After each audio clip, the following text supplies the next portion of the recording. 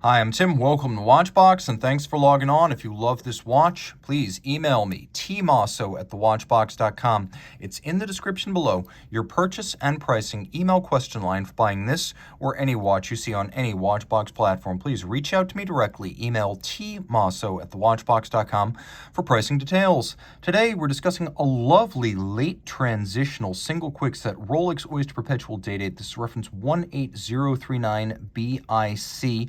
It is the Tridor with forged white, yellow, and rose gold center links on the bracelet. Principally, it is a white gold 36mm day-date. So 36 millimeters in diameter, 12.6 millimeters thick from lug tip to lug tip. If we're just measuring the case itself, 43.8 millimeters across the wrist, 47.8 millimeters from end link to end link, and then 20 millimeters is the spacing between the lugs. The watch wears beautifully on my 16-centimeter circumference wrist. It's very comfortable. It's not as thin as later day-dates, but it's still mighty thin. It's a dress watch after all, and it has a sloped bezel, so it's going to slide underneath the cuff. It's ideal for men and for women. The timepiece is extraordinarily stylish, but also compact in size. So especially if you look down the barrel, you can see that the lugs are nowhere near the edge of my wrist, and you can see the same from over the top. The watch is fairly flat, nicely counterbalanced. Because of the illustrious, famous, and sometimes even infamous past owners of the day-dates, the watches have long been nicknamed the Rolex President or Presidential. But since the debut in 1956, the watch has always properly been called the day-date. The bracelet, however, which was created with the watch in 1956, is properly known as the President, and this is what makes the watch a Tridor. The timepiece has a slightly tapered, integrated President-style bracelet, so a three-link design, and those center links have co-molded, that is permanently attached, white gold centers flanked by yellow gold, flanked by rose gold, all three golds co-molded. Again, they are not mechanically attached like the later Pearl Master Tridor bracelets. These are inseparable, a testament to Rolex's manufacturing might. The fact that they align perfectly from link to link speaks volumes about the capability of the company that made them. Now, of course, the Day-Date had early solid end links and solid center links, so though this 9 million series serial number dates to 1987, the feel of the bracelet and the clasp is very much of a modern-day Rolex watch. Now, the President bracelet features the crown clasp, so called because that crown is the only obvious sign of the partition point between the two halves. So that's why it's called the crown clasp. And you can see this generation of crown clasp, internally white gold, like most of the rest of the watch, features a spring-loaded friction fit system, so they snap together. Removable links, as you can see, are fixed in place by screws, and there are several removable links, and the watch is beautifully preserved.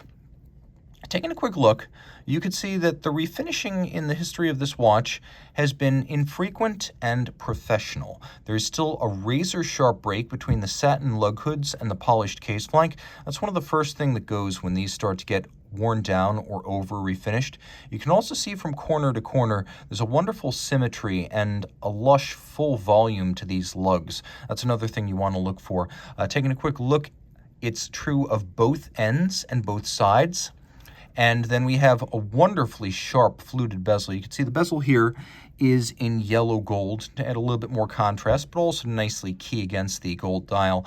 The fluting here is as sharp as a watch made in just the last few years, bearing no obvious evidence of ever having been refinished.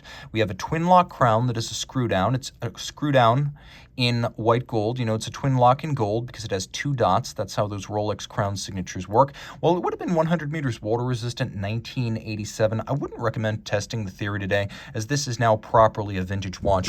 Let's do a quick loom shot of this watch. Of course, because of the era of this timepiece, the dial is factory tritium. You can see that the hands at some later date would have been replaced with Rolex factory service replacements when it went back to Rolex. The important thing is that the dial itself, including its original pips of tritium, dead as a doornail, exactly as it left Geneva in 1987. It is a gold sunburst metallic dial. We have set gems on gold bases. So we have brilliant cut as well as baguette gems. The baguettes down at 6 o'clock and 9 o'clock. We have white gold baton style hands fluted down their center for better contrast. This is the single quickset generation of Day-Date, which means it is a little bit more convenient to set it than previous Day-Date models. First of all, hacking seconds, so you get that.